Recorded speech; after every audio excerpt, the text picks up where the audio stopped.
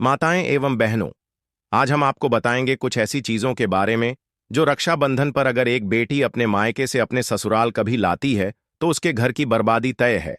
लेकिन उससे पहले आइए जानते हैं रक्षाबंधन के बारे में। आज का वीडियो बहुत ही ज्यादा खास है। भक्तों, रक्षाबंधन का त्योहार हर साल सावन माह की पूर्णिमा तिथि को मनाया जाता है।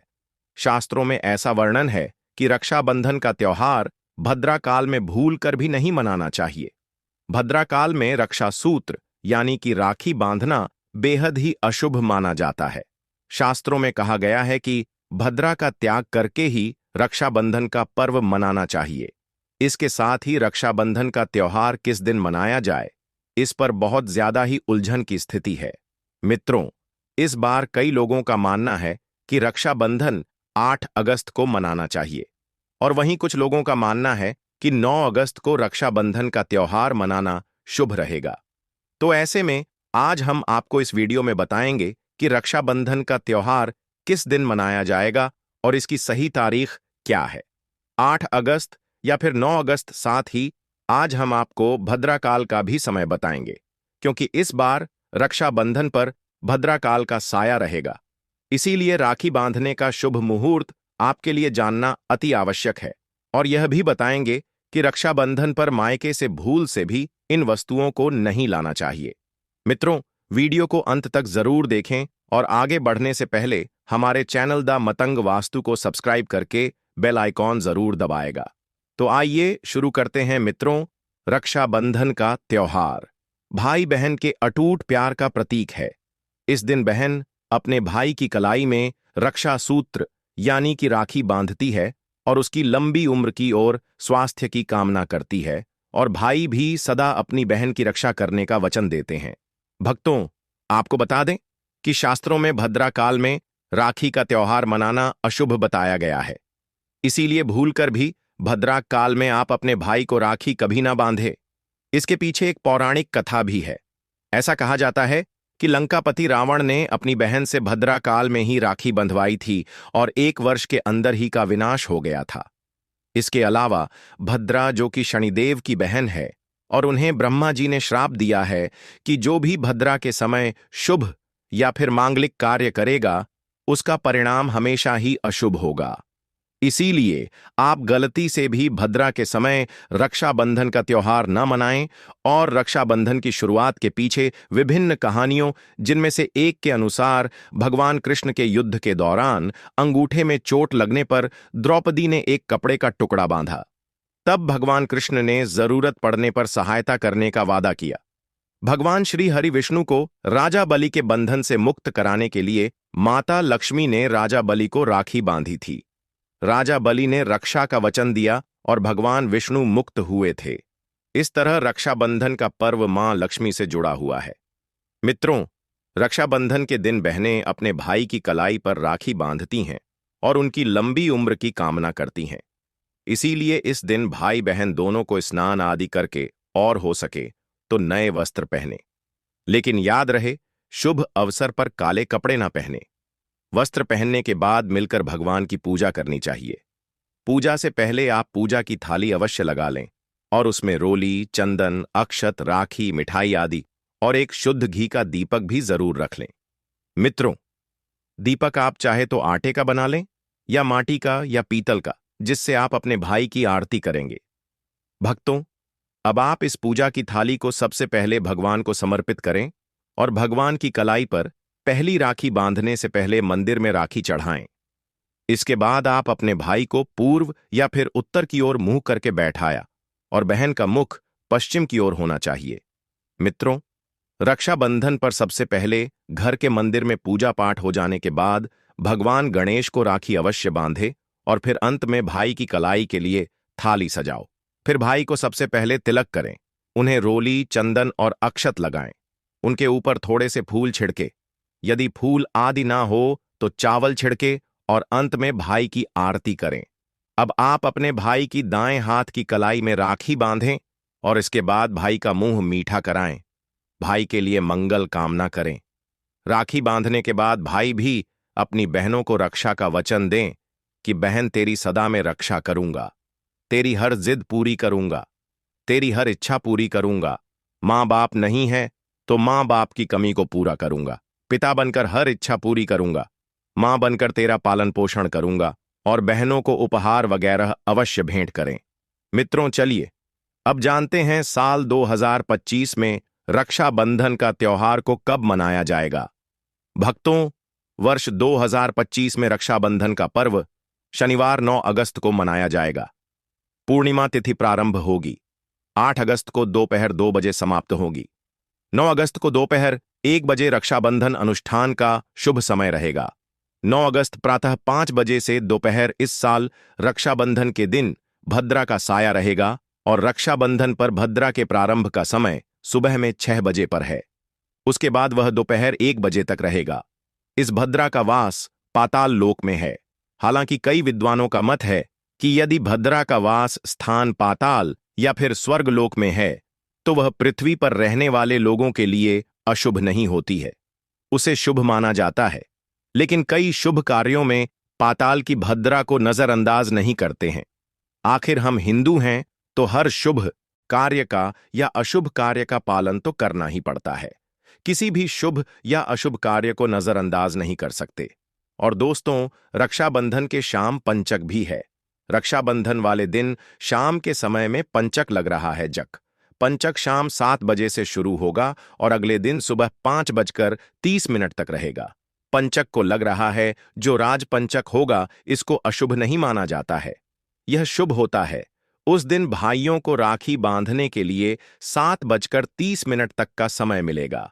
भक्तों, इस बात का ध्यान रहे, भद्रा में राखी बांधने से हमेशा घर परिवार का विनाश होता है। इसीलिए भाई को इस समय कभी राखी ना बांधे हैं, ताकि पूरा घर परिवार कंगाल हो सकता है। लंकापति रावण को इसी समय राखी बांधी गई थी, इसीलिए उसके पूरे कुल का विनाश हो गया।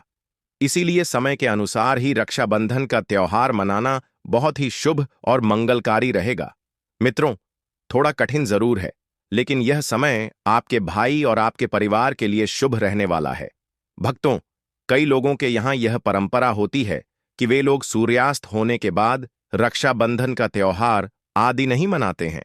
भक्तों, मुहूर्त पर राखी बांधने से भाई को कई लाख गुना शुभ फलों की प्राप्ति होती है, उसका कभी अमंगल नहीं होता। ऐसी बहन का भाई जहां भी जाएगा दिन दुगनी रात चौगुनी तरक्की ही पाएगा।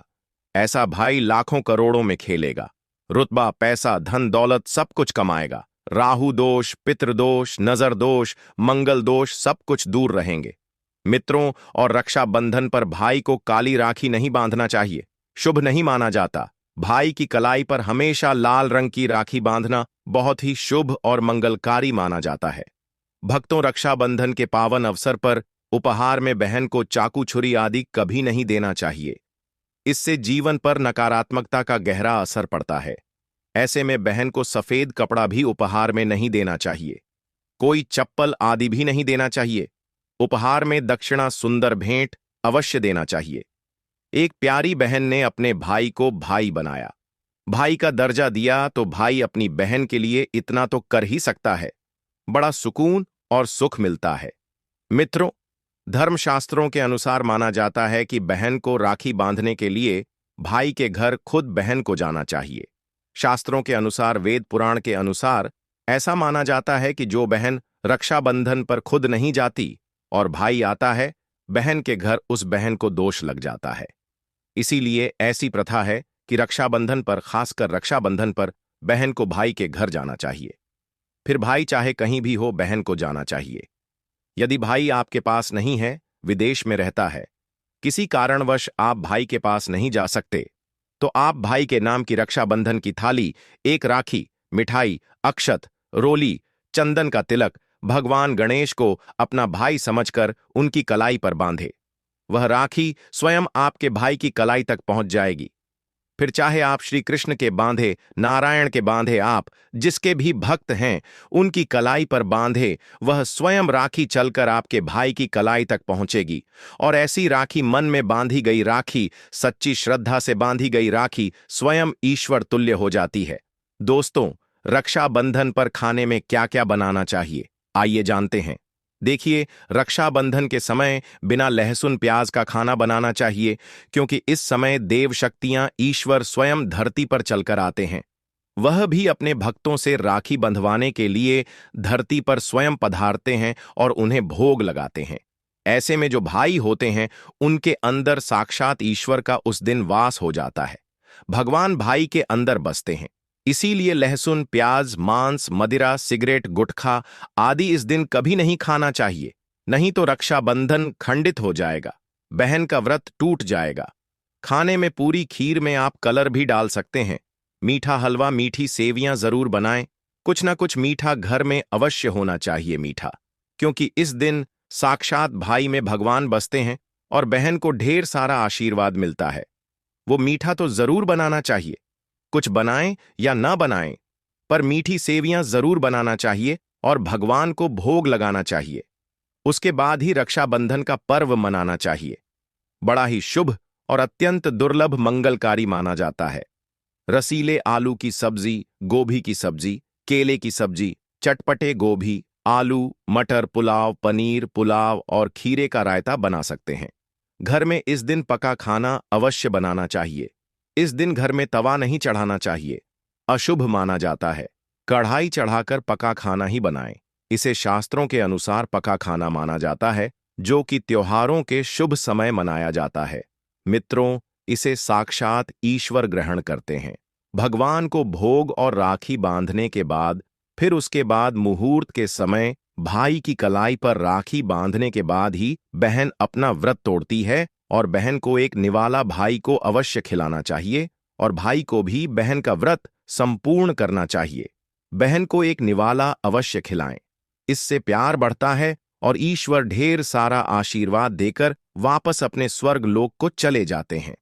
कहते हैं, जो बहन इस दिन भाई के लिए व्रत नहीं रखती, रक्षाबंधन पर ऐसे ही राखी बांधती है, तो भाई की उम्र कम हो जाती है, ईश्वर नाराज हो जाते हैं, व्रत खंडित हो जाता है। किसी भी भाई की बहन को इस दिन व्रत अवश्य रखना चाहिए, क्योंकि भाई की इससे उम्र बढ़ती है, प्यार बढ़ता है, ईश्वर प्रसन्न रहते हैं। नहीं तो रक्षाबंधन का कोई लाभ नहीं होगा। भक्तों, रक्षाबंधन पर यदि शुक्रवार का दिन पर आ जाए, तो जो लोग माता संतोषी का व्रत करते हैं, तो उन्हें घर में खट्टा नहीं बनना चाहिए। खट्टे पदार्थ का खाना नहीं बनाना चाहिए। खट्टी इमली की चटनी, पानी पूरी, नींबू आदि खट्टा, आम वगैरह नहीं खाना चाहिए। इससे माता संतोषी नाराज हो जाती है। यदि आप संतोषी माता का व्रत रखते हैं, पूजा पाठ करते हैं, तो थोड़ा संयम रखें, नहीं तो माता संतोषी नाराज हो जाएंगे। माता संतोषी को खट्टे पदार्थ से अत्यंत नफरत है। वह यह बर्दाश्त नहीं करती, क्योंकि जब शुक्रवार को रक्षाबंधन पड़ता हो, तो माता संतोषी भी सक्रिय अवस्था में होती है, क्योंकि शुक्रवार मां संतोषीवार है। इसीलिए थोड़ा नियम जरूर मानना चाहिए। मित्रों, रक्षाबंधन पर एक ऐसा उपाय जो बहन यदि करती है, तो उसे दुनिया की कोई भी शक्ति धनी होने से रोक नहीं पाती है। यह उपाय स्वयं हमारे घर पर किया जाता है। भाई को उच्च पद की प्राप्ति होती है, सरकारी नौकरी हासिल होती है, व्यापार यदि मंदा चल रहा हो तो दौड़ने लगता है, उड़ते पक्षी की तरह व्यापार दौड़ता है। भाई को कभी किसी की नजर नहीं लगती, दुर्घटना में उसकी मृत्यु नहीं होती। इस उपाय को करने के बाद भाई बहन का प्यार बढ़ जाता है। तो भक्तों, आपको क्या करना है, ध्यान से सुनिए। सबसे पहले भाई को राखी बांधने के बाद अपने हाथ में कुछ रुपए लेकर मुट्ठी बांध लें और भाई के ऊपर से 7 बार उतारा करें। आप जो पैसे आपकी मुट्ठी में थे, उन पैसों को ले जाकर राखी खरीदें और उस खरीदी गई राखी को पीपल वृक्ष पर बांध दें या किसी भी धार्मिक पेड़ पर बांध दें। वृक्ष पर तिलक करें, मीठा भोग अर्पित करें और वृक्ष पर राखी बांधें।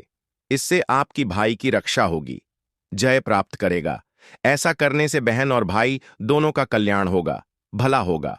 भाई को नजर और दोष, काल सर्प दोष, पितृदोष, राहु दोष, शनि दोष, भयंकर गरीबी का दोष कभी नहीं लगेगा। भक्तों, यह उपाय तंत्र शास्त्र के अध्ययन नंबर 56 में स्पष्ट लिखा है। यदि रक्षाबंधन पर यह उपाय किया गया, तो साक्षात भाई को धनी होने से कोई नहीं रोक पाता। दिन दुगुनी रात चौगुनी तरक्की होती है। बहन का भाई के प्रति प्रेम बना रहता है। घर में इतना धन आता है कि आप संभाल भी नहीं पाएंगे। यह उपाय खासकर रक्षाबंधन पर ही किया जाता है। साल में एक बार ही आता है। भक्तों, यह उपाय से क्या पता आपका भाग्य चमक जाए, क्योंकि हमें नहीं पता कब किसका भाग्य सातवें आसमान पर चला जाए। सच्चे हृदय से किया गया उपाय स्वयं ईश्वर भी विफल नहीं करते।